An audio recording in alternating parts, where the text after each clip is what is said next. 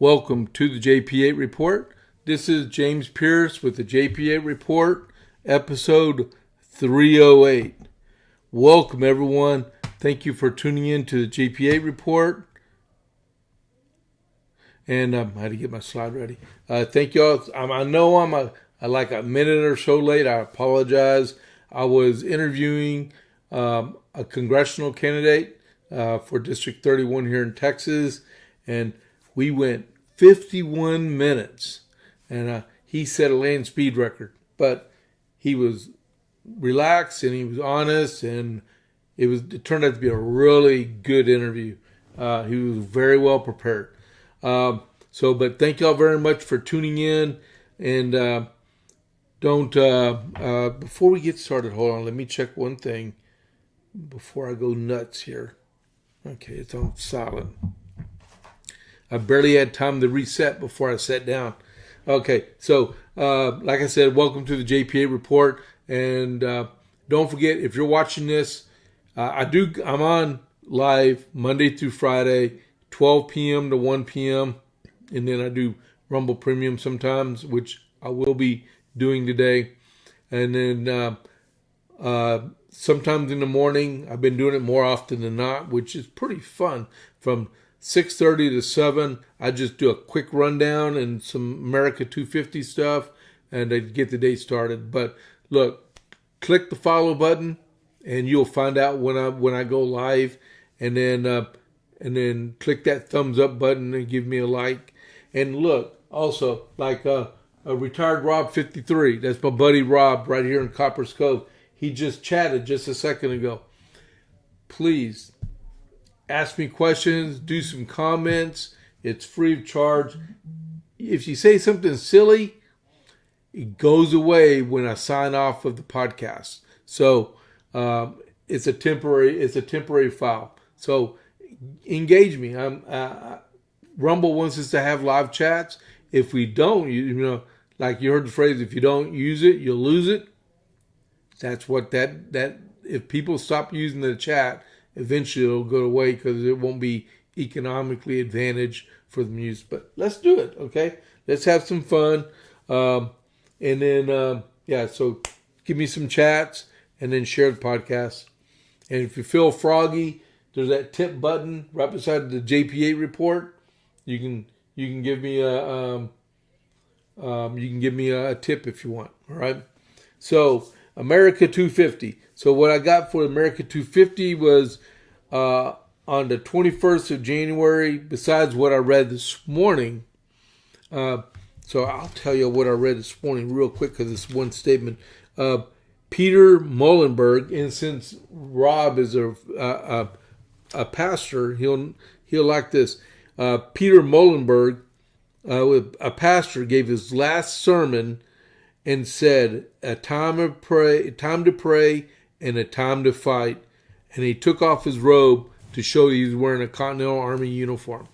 So that happened 250 years ago, right? And then also the British were bombing Norfolk again. And then there was a general order that came out of Cambridge. It was the colonel. It says this. It was about supply, right?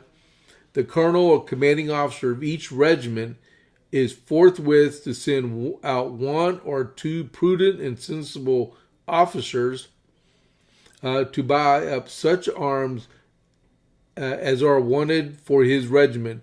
These officers should be good judges of arms, and they are directed to purchase none, but such as are proper and in best repair, and if possible, to get them with bayonets, but not to refuse a good firelock without. The officers going on this duty are to be furnished with cash from the respective colonels or commanding officers out of the money designed for the month's advance pay for the recruits, which money will be replaced as wanted. The names of the officers sent on this business with sums advanced them are to be immediately returned to the adjutant general by the colonels. These officers are not to be absent longer than the 4th of February next. don't take the money and run. All recruits who shall furnish their own arms, provided they are good, shall be paid $1 for the use of them, shall have the privilege of carrying them away when their time is out, and in the case they are lost, though no fault of their own, shall be paid for them, and at the end of the campaign. All persons having business with the Adjutant General are to reply to him at this office at the entrance next to the front of the headquarters. So, they're in the business of procuring as many firearms as possible because they got to supply all these regiments. I think they said 34 battalions that they were forming up, and they got to get firearms and gunpowder for all of them. So this is one of the general orders that came out about procuring arms. And that was pretty smart. If you get a guy that gets enlisted and he has his own rifle with him anyway, he already takes care of it. He knows how to use it. It's probably sighted in. Let him use it, right? All right. So put that right there.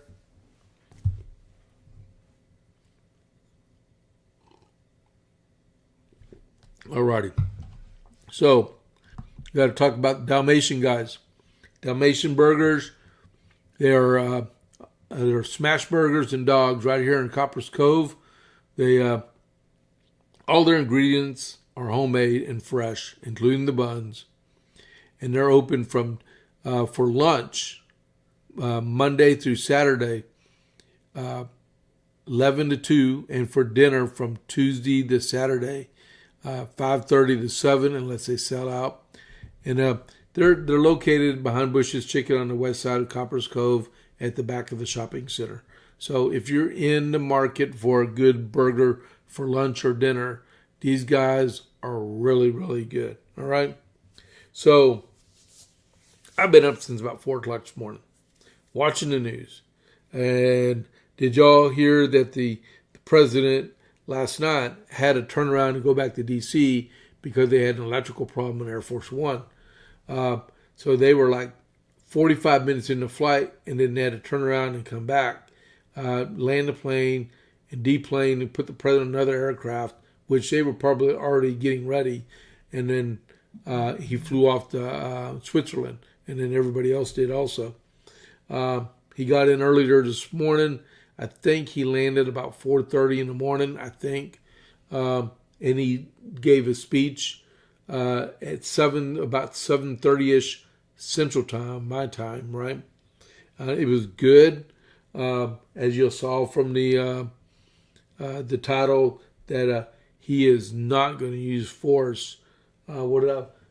Trump won't use force for Greenland once negotiations. That's exactly what he said. All these naysayers out there that are saying that the president is crazy, and said there's some lady who want to invoke the 25th Amendment on the president because he alluded to all options were off the table when it comes to Greenland and stuff. The man is a man of peace. He is not going to purposely invade an ally at that for land acquisition purposes. That's crazy. We didn't go occupy Venezuela. We went in there, got the criminals that thought he was the president, and then brought him back out. And then the vice president got sworn in as president. That's how it goes and stuff. But so it says in this article I just printed about an hour ago before I sat down with Mr. Dow and talked to him for 51 minutes, which was cool. It was a good, very, very good conversation. Please hit the like button. Oh, why is it I got one of my listeners telling me to hit the like button? Let me see here. There we go. I did it. All right. So, President Donald Trump declared from Davos Wednesday that the U.S. is the only nation that is positioned to control and secure Greenland. All the United States is asking for is a place called Greenland. Trump said Wednesday from his speech at the World Economic forum. We've already had it as a trustee, but respectfully returned it back to Denmark not long ago after we defeated the Germans, the Japanese, the Italians, and others in World War II. We gave it back to them. Trump added that he does not want to use force as he pressures NATO allies on Greenland. We never asked for anything, Trump said of the U.S. working with NATO, and we never got anything. We probably won't get anything unless I decide to use excessive strength and force where we should, frankly, unstoppable. But I won't do that. Okay? Now everyone say, "Oh, good." That's probably the biggest statement I made because people thought I would use force. I don't have to use force. I don't want to use force. I won't use force. So if you're out there thinking the president is going to drop the 11th Airborne Division or the 82nd Airborne Division on Greenland and occupy it, it ain't going to happen, right? The only way it's going to happen is if the Russians or the Chinese decide they want to come in and occupy it. Greenland, the world's largest island, sits in the Arctic and governs its own domestic affairs while remaining within the Kingdom of Denmark. The president said that he has tremendous respect for both the people of Greenland and the people of Denmark, but that the U.S. must control the island from a national security standpoint.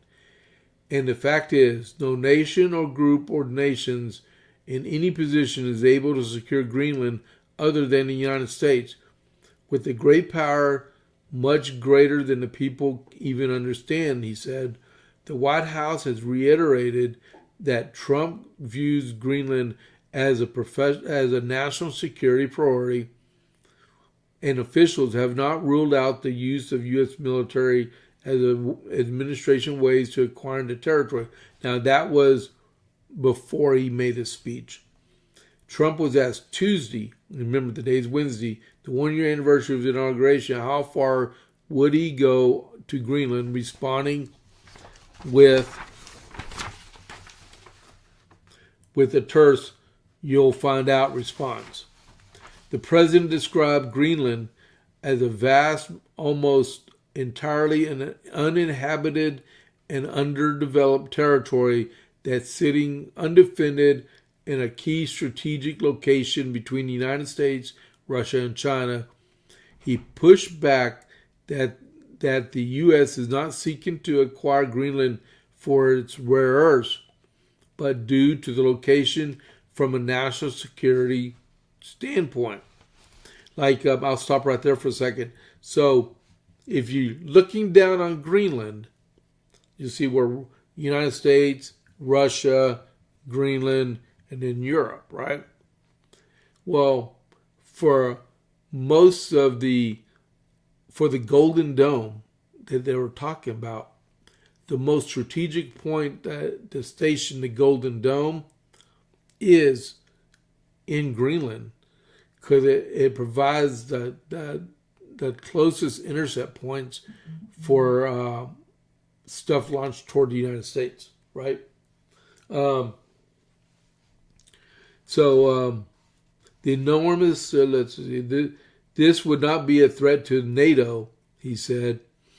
It would be a great enhance to the security of the entire alliance, the NATO alliance. The United States is treated very unfairly by NATO. I want to tell you that. And you will think about it. Nobody can dispute it. We give so much, we give so little in return. I've been a critic of NATO for many years, and yet I've done more to help NATO than any other president, by far, than any other person. You wouldn't have NATO if I didn't get involved. The president argued that the U.S. controlled Greenland would strengthen security for both the United States and Europe. framing the territory as a strategic necessity rather than a real estate acquisition. The European Union needs us to have it, and they know that. And he said before pivoting to other topics. Greenland has long carried outsized military importance in the Arctic. During the Cold War, the island sat along the shortest air and missile routes between North America and the Soviet Union, and the U.S. expanded operations at the airbase known as Putufik Space Base, or it used to be Air Force Base, using this site for early warning radar and surveillance designed to detect incoming bombers and missiles. Now, our country and the whole world faces a much greater risk than it ever did before because of missiles, because of nuclear, because of weapons of warfare that I can't even talk about. Trump continued of Greenland. In more recent years, renewed U.S. interest has been tied to intensifying the great power competition in the Arctic. And I've heard that for years. Officials and analysts have pointed to China's effort to widen its regional footprint. Trump underscored that the U.S. is stronger than ever and in the position to finalize a Greenland deal following 2 centuries of previous presidents reportedly trying to do the same. For 2 centuries, we've been trying to do it. We should have kept it after World War II, but they had a different president. That's all right. People think differently, much more necessary now than it was at that time. However, in 2019, Denmark said they would spend over $200 million to strengthen Greenland's defenses. But as you know, they spent less than 1% of that. That's setting the people up in Greenland for failure, for devastation. That means they spent $2 million, about $2 million. That's crazy. 1% is a sign that Denmark is Denmark there. Oh, that sign, yeah. Trump first publicly raised the idea of acquiring Greenland in 2019. The Arctic geography makes it a key corridor for long-range threats from major adversaries, elevating Greenland's value as a location for sensors and tracking systems intended to protect North America. I don't know. I do know that the president's not going to use military force to acquire. So, that being said, what is the monetary value that we're going to need to offer Denmark to be able to acquire Greenland? And before you say anything, we bought the U.S. Virgin Islands in 1917 from Denmark. You know, that group of islands people love to go to that is right beside Puerto Rico. We bought that. We bought the Solomon Islands. We bought the Gadsden Purchase just south of Arizona. We bought Alaska from the Russians. So you can't say that we have never bought territory. Would you rather buy territory or invade and conquer for that territory? I'd rather just use money, purchase it. They could probably buy it, give the very, very poor people of Greenland $1 million each and help them out. I mean, that would be $1 million. There's 57. Well, that'd be a lot of money. That'd be $570 million just right there. Is it 570? No, that'd be $570 billion on 57,000 people to give them $1 million each. But that's not my world. That's the president's job, so he can work out all those issues. But be safe to say that the president is not going to invade Greenland by force, all right?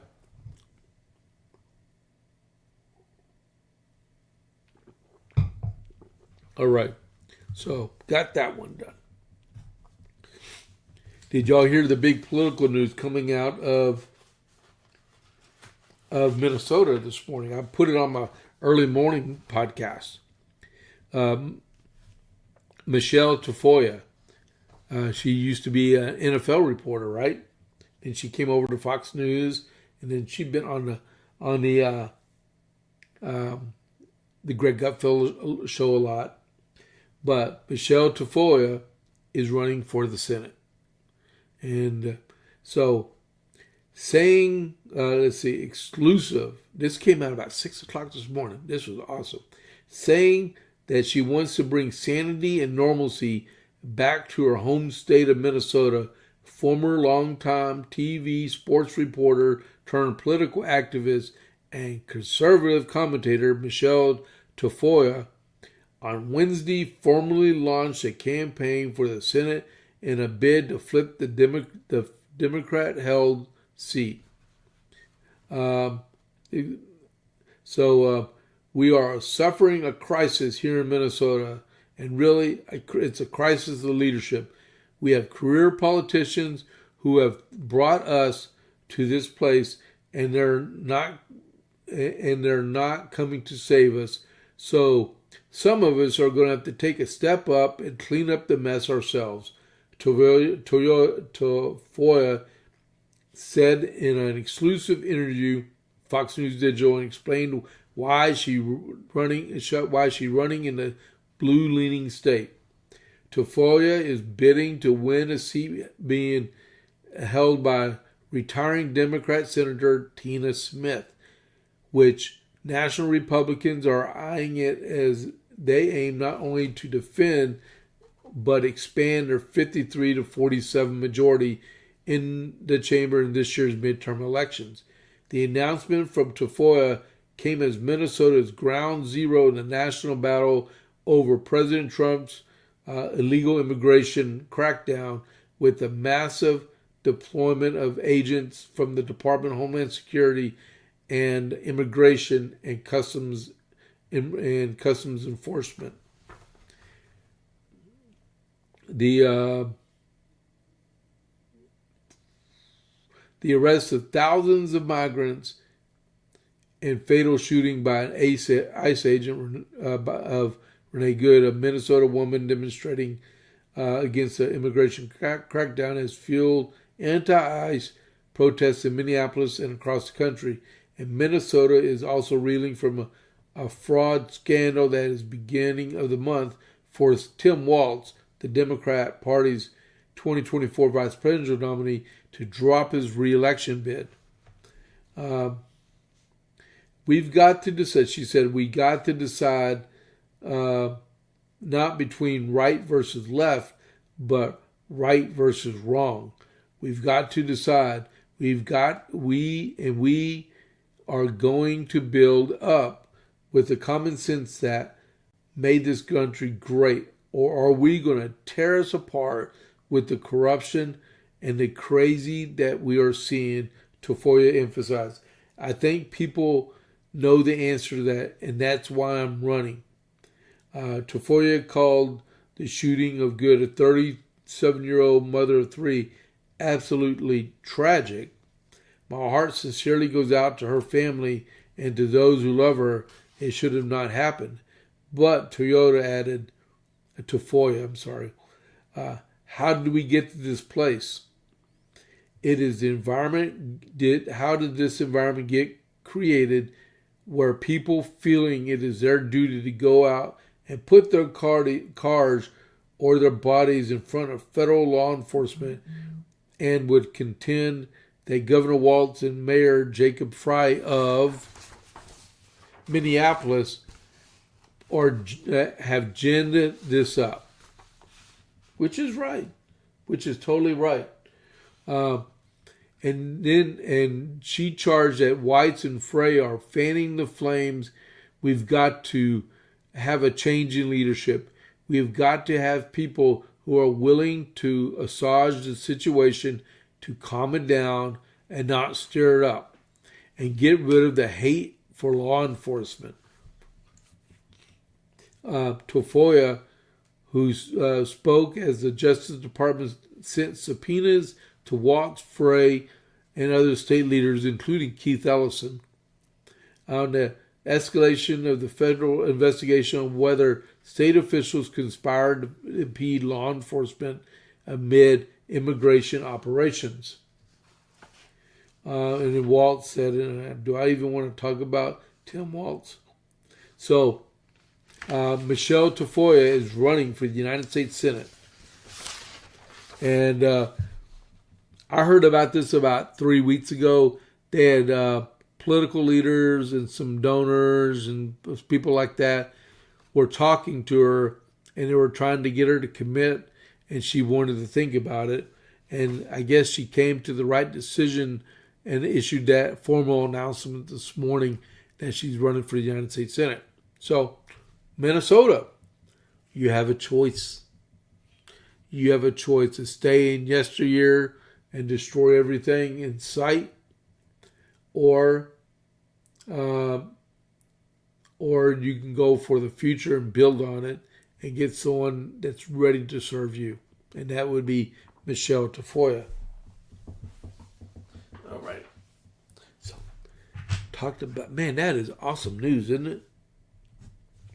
I'll tell you about another one. It's really cool news. The second lady, Usha Vance, is pregnant. They're going to have, her and JD are going to have a baby boy in July. And I did some research on this before the podcast. JD Vance will be the first sitting vice president whose family had a baby born while they were vice president. So not only was he the first Marine, he is also the first time to have a baby born as vice president. Now, you may be asking, what about the White House and president? Well, Grover Cleveland's wife was the first woman to have a baby while in the presidency. So what I read was that Grover Cleveland's wife had a baby in the White House, not down the street at Georgetown Medical Center, in the White House in 1893, and her name was Esther Cleveland. So Esther is the only baby that's ever been born in the White House. Okay? So let me read this. Vice President J.D. Vance and Second Lady Usha Vance announced Tuesday they are expecting their fourth child. The couple said the baby is a boy. Usha and baby are doing well, and we are all looking forward to welcoming him in late July. Too bad it's not the 4th of July, right? On the 250th anniversary. The Vances, that would be awesome, wouldn't it? Could you imagine someone having a baby born? Let me know if you think that's a really cool idea. Any baby born this year on July 4th, that is like historic. That would be historic. If anyone else is watching, let me know if you have a baby that's due on July 4th this year. During this exciting and hectic time, we are particularly grateful for the military doctors who take excellent care of our family and for the staff members who do so much and ensure that we can serve our country while enjoying a wonderful life with our children, they continued. The White House retweeted the announcement, adding, "The most pro-family administration in history. Congratulations." Politicians, including Interior Secretary Doug Burgum and Representative Troy Niels of Texas, both shared their congratulations on X. And they said, "Congratulations at VP at SCOTUS, as the Second Lady of the United States." I remember Lynn Cheney when I worked for the White House, Camp David. Lynn Cheney refused to let us call her SCOTUS. It was always Mrs. Cheney. There was no greater joy than being a parent, honored to work for an administration that puts family first. And JD and Usha met at Yale in 2014. They were married in 2014. I was already retired from the Army. Wow. I feel old. Prior to her role as Second Lady of the United States, Usha clerked for Chief Justice John Roberts and Justice Brett Kavanaugh. Oh my goodness. She also worked as a litigator for Munger, Tolles, and Olson law firm until Vance was tapped as President Donald Trump's running mate. Can you imagine? Can you imagine in a few years that she be tapped for a federal judgeship? Because she's qualified for that. Oh my goodness, that would be great. That would be awesome. But it's awesome news that they're going to be parents again for their third child. That'd be fourth child. I'm sorry. All right. If y'all didn't know, we have 3 girls. All of them are grown.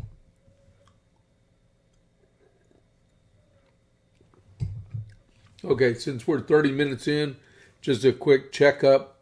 I know people are watching. If you are watching, please click that follow button and please click that like button. All right?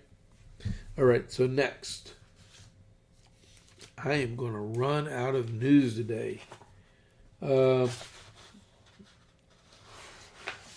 we're going to do this one, and then we'll do this one first. Okay, so over in the congressional side, James Comer issued, nope, that's the wrong one. Okay, so what I'm going to talk about is the FBI and Justice Department. Anti-ICE rioters may have handed the Justice Department, breaking news, hold on. DHS alleges illegal alien rammed my phone. Hold on just a second, because I want to read breaking news to y'all.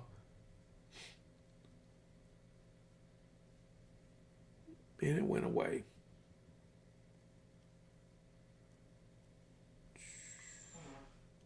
Let's see. Something about an illegal alien ramming something.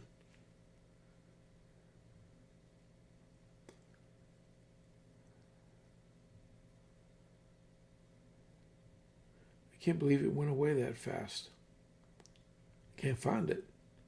Okay, evidently an illegal alien hit someone. But 3, 2, 1. I can't find it. Okay. Wow. Sorry about that. If it comes back, I'll try to get it. Okay, man. So anti-ICE agitators may have handed the Justice Department Civil Rights Division an opportunity to make an example of those who interfere with religious worship. Fox News Carrie Urban told American Newsroom on Tuesday. Hey, Rob, I know you're watching, so if you can find out what that breaking news was and just put it in the chat. Is it something about illegal alien ramming something, okay? This is the perfect situation for them, the DOJ, honestly, to really show the country what will happen if you interfere in people's fundamental rights to worship and exercise their faith. And I think we're going to do just that. Urban's remarks came as the DOJ probes possible charges against rioters, they say agitators, who disrupted services at a church in St. Paul, Minnesota on Sunday, examining whether they had violated the congregation's civil rights.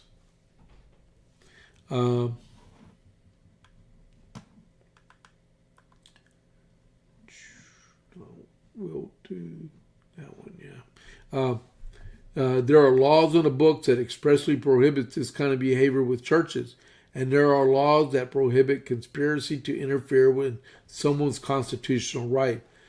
Those laws are generally pretty broad, and there are a number of them, she explained. There are also other laws that prohibit interfering with the exercise of religion, so the Civil Rights Division of the Department of Justice has a lot to choose from, and they think they're going to go with this pretty hard. Urban predicted that while the state may focus on disorderly conduct violation, civil rights violations will be the meat of the Justice Department's investigation. I think they're in big trouble, she said of the protesters. I really feel they crossed the line that can't be crossed and shouldn't be crossed. All right. So, if you watched the podcast yesterday, I showed y'all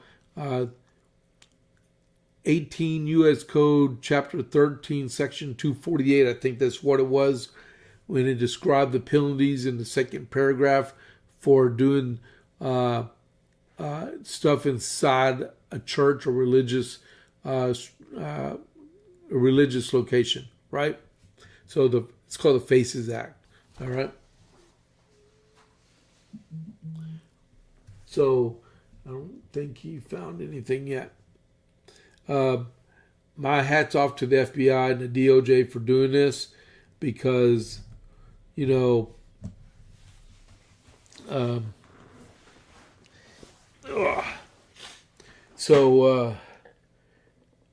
they threw the book at so many people during the Biden administration for praying outside of an abortion clinic, and they were throwing the FACE Act right in front of them, that when people are actually going inside churches and protesting, when it's a blatant, and you know, most churches have video surveillance inside of them. Ours does. But these people were broadcasting from cell phones. I saw on the internet a while ago, before I sat down for my interview, my congressional interview, that this lady got paid $248,000 as I guess a leader of a nonprofit, and only gave out $158,000 of grants. You tell me what's messed up in that scenario, right? You talk about dark money. That's where your dark money is. Dark money is in those nonprofits that keep getting money from the federal government, and they make it disappear, right? All right. Close those loopholes, you make the dark money go away. All right. So the next thing.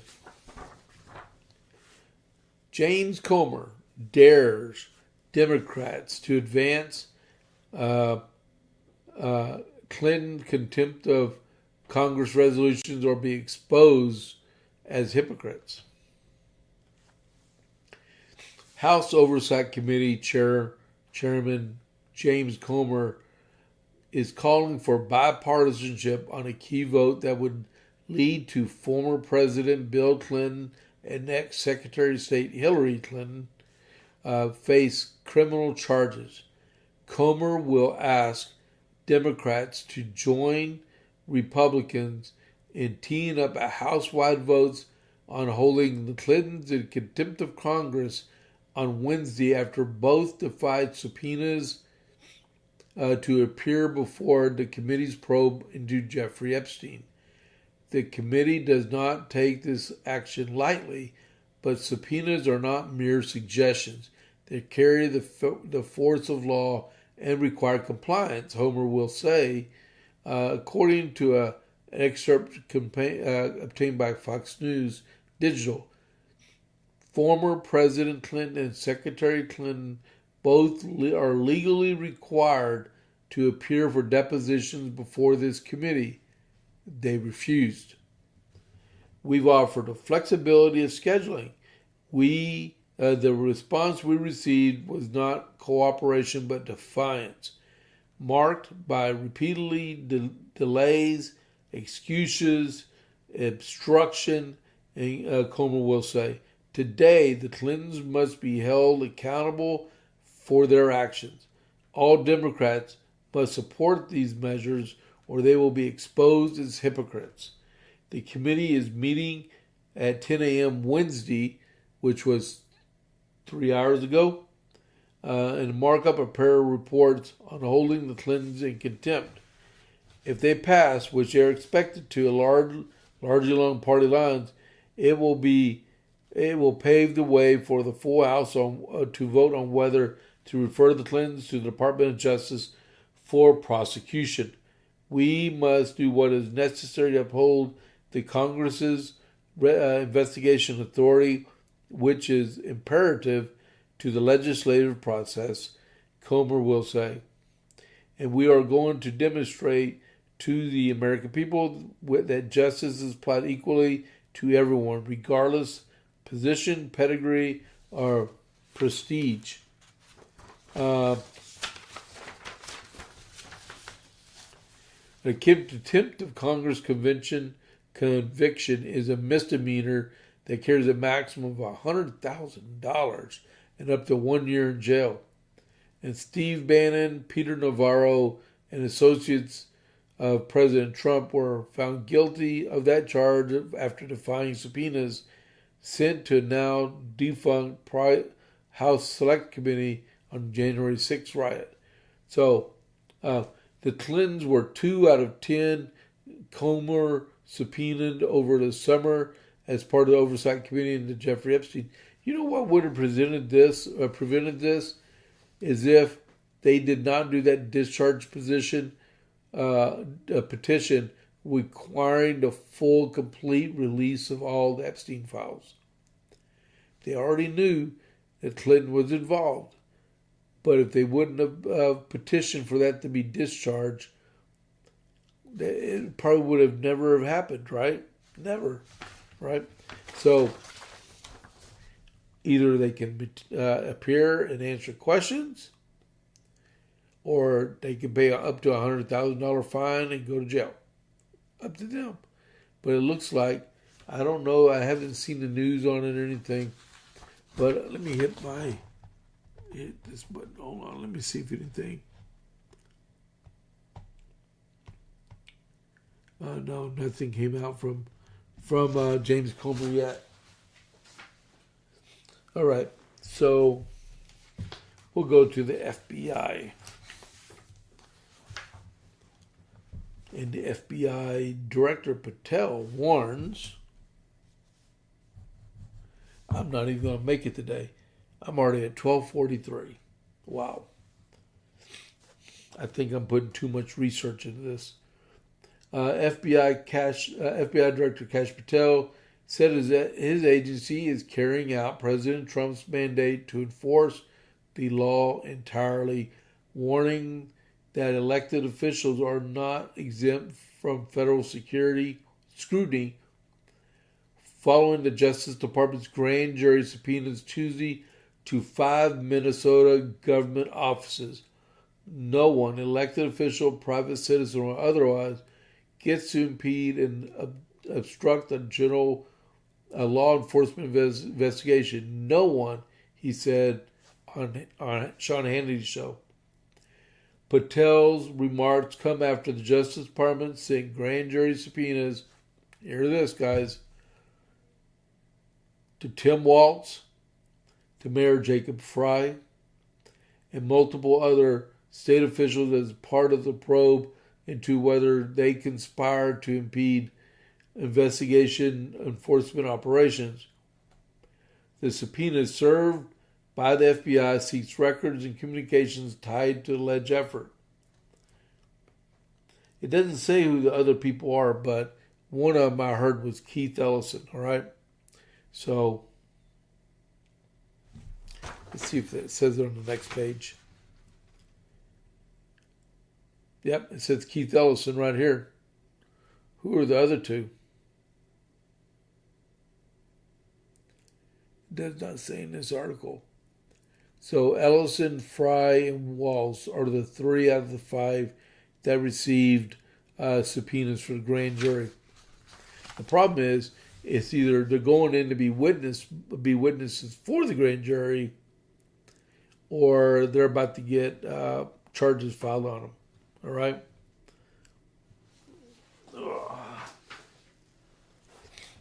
All you had to do was abide by law enforcement and let ICE go in and do their job.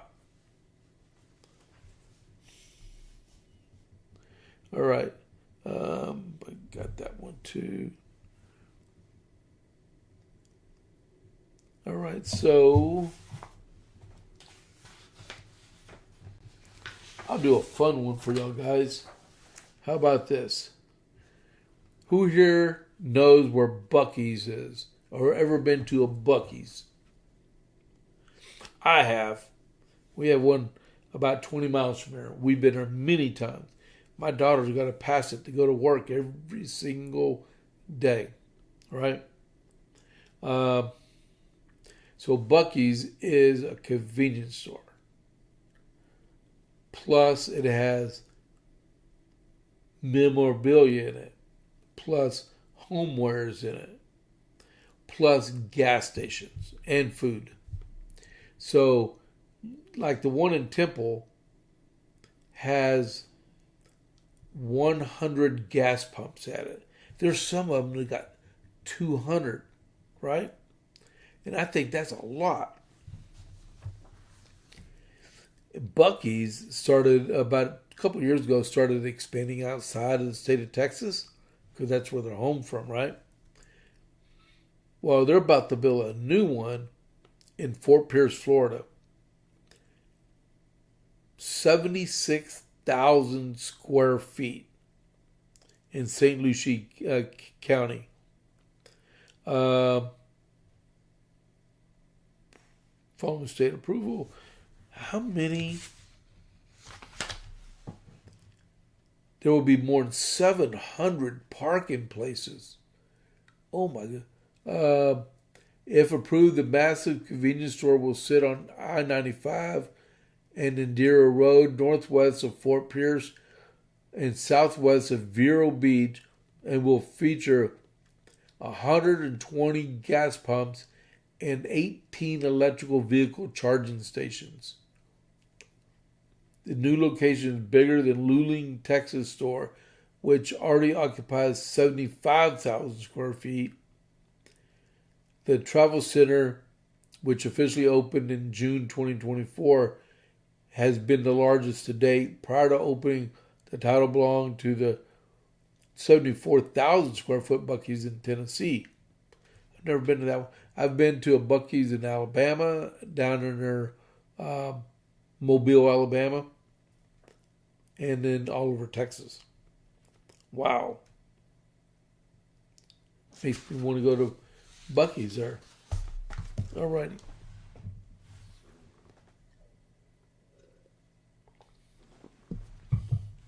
So, what Buc-ee's, if you don't know, Buc-ee's is known for in Texas is their bathrooms, because they got huge bathrooms in it. They should have said how many bathrooms stalls were in there, but compared to regular gas stations instead of gas pumps. All right? All right, so we got this one, we got that one. We'll go into a little bit of Texas stuff. Jasmine Crockett. She's running for the U.S. Senate here in Texas. And she has an opponent in her primary, James Tellerico, another Democrat. And then the Republicans have John Cornyn, Ken Paxton, and Wesley Hunt. I'm sorry, man. Representative Jasmine Crockett fired back at critics during her interview on Monday, saying, including former Saturday Night Live star Bowen Yang and podcaster Matt Rogers, who both urged people not to waste their money on her campaign, and others who expressed doubts over their ability to win. There's a viral podcast clip from Bowen Yang and comedian Matt Rogers, a podcaster, and they questioned your prospects and even discourage people from contributing to you. Jamie Harrison said. Jamie Harrison used to be DNC chair. He's from South Carolina. And she responded back, yeah, people are afraid. And it's not afraid of me losing. They're afraid of me winning, actually. That's what I hear. What disappoints me is when I hear things from the left, I expect to hear things from the right, right? And that's fine, Crockett responded. And then Ye and Rogers are discouraging people to donate Jasmine Crockett's senatorial campaign because, like they know, and she does not realize, is that she's going to lose, right? There's no way she's going to win here in Texas. Texas has not elected a Democrat since 1988 when Lloyd Bentsen won re-election.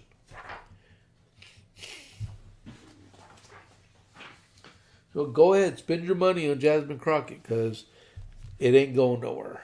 It is not going nowhere. All right, so what else we got here? What time we got here? 12:52. I still got, man, I ain't got to the Texas scorecard. Let me see. We'll do the first one. Okay, so this came from the Texas scorecard this morning, right?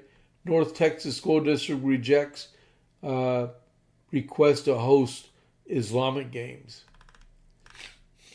A North Texas School District will no longer be hosting the Islamic Games, event sponsored by foreign terrorist organization after pushback from citizens and multiple state officials.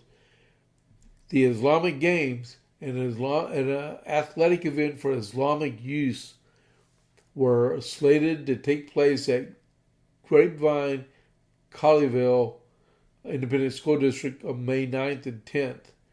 And an advertisement for it said as sponsors the Council of American Islamic Relations, which they just got designated as a foreign terrorist organization by Governor Abbott in November.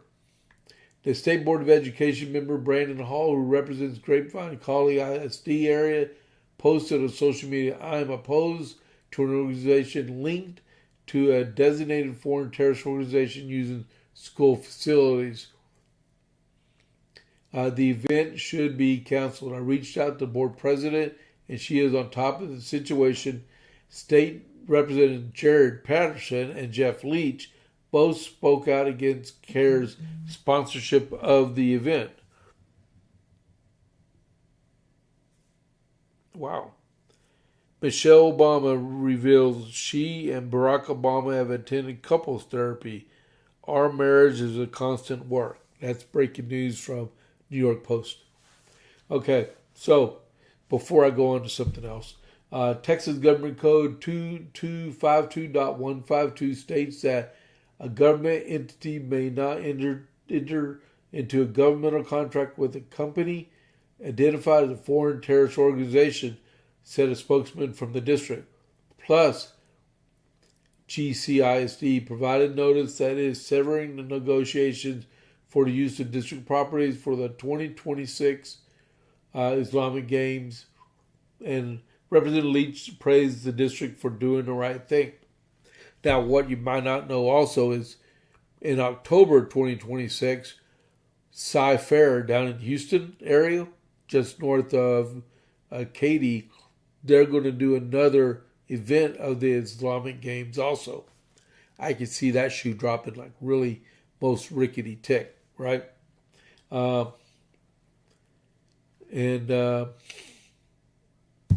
I looked at the website for Islamic Games. Those bad boys are expensive. It's a money-making scheme to get money together so they can do their care junk, their Islamic stuff, whatever they're going to do with all that money coming in. But look at the website for Islamic games, and you will be astonished by the amount of money they're asking for teams, for kids and stuff to be able to play there. All right. And next big thing is, let me click X on that one. In Tarrant County, early voting started off today. Early voting Wednesday in the special election runoff for Texas Senate District 9 as Republican Leah Watsingos faces Democrat Taylor Raymond in a high-profile contest to fill a vacant seat in a normally Republican district. The runoff is set for Saturday, January 31st, which is less than 2 weeks away, after neither candidate secured a majority in the initial special election. The race is to replace State Senator Kelly Hancock, who resigned last year to be the state comptroller. While Senate District 9 is held by Republicans, Democrats have expressed optimism that the unusual timing of the runoff, paired with low turnout in special elections, could give Raymond a path to victory. Republican leaders, including President Trump, Governor Abbott, Lieutenant Governor Dan Patrick, have fully backed Watsingos. So, with that being said, if you reside in Senate District 9, which is, I believe, southern or most of Tarrant County, Fort Worth, right? You need to go vote. If you are a Republican, you need to go vote. You have a few days of early vote, and then election day is Saturday, January 31st. And I'll put it to you closely like this. What is happening this weekend in Central Texas? We're getting a snow and ice storm. What if election day was this Saturday and you're not able to get out of your house to go vote? The Democrat could win. Seriously. The Democrat could win this election really quick like. So, get off your fourth point of contact, right? That'd be your butt. Get in your car and go vote for the Republican.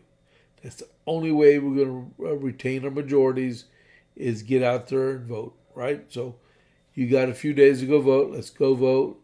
If you're sitting down with your feet propped up eating bonbons, put the bonbon down, go get in your truck, drive down there and vote, all right? So enough said on that one, all right? No offense to the people who eat bonbons. It's just a thing I say. All right. And then Corpus Christi needs water. Oh, we're already at the 1 hour mark. Man, I might have to read. All right. So I know I'm on overtime now. That's all right. I'm gonna read one thing before I go on to premium. All right. So on February 21st, I just mentioned Lieutenant Governor Dan Patrick's name. One's Miss Watsingos to get elected in the state senate. Well, he's going to be at our Lincoln Reagan dinner on February 21st in Gatesville at the Gatesville Event Center, right? At the Texas Station Event Center at 6 p.m. on February 21st. The cost is $60 per person or $100 per couple, and we have tables available also.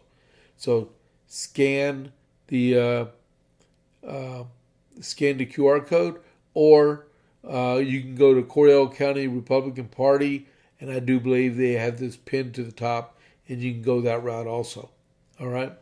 So come on out and see the Lieutenant Governor speak. So I go there, and you go back. All right. So I'm going to sign off and go to Rumble Premium. All right. So let me go back over here. All right. For the people that are watching, I'm going to go to Rumble Premium. If you don't have Rumble Premium, it's a good investment. You go to rumble.com/premium and you put studio in the code word and you get a discount, right? All right. So if you're looking for me, this is for the people that are non-Rumble Premium, okay? Because I'm not signing off.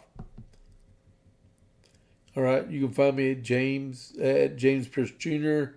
You can find me on Facebook, ScrewTube, and True Social. And there's my email address. All right. So this is James Pierce with the JP8 Report. I'll catch you on the flip side. I'm out.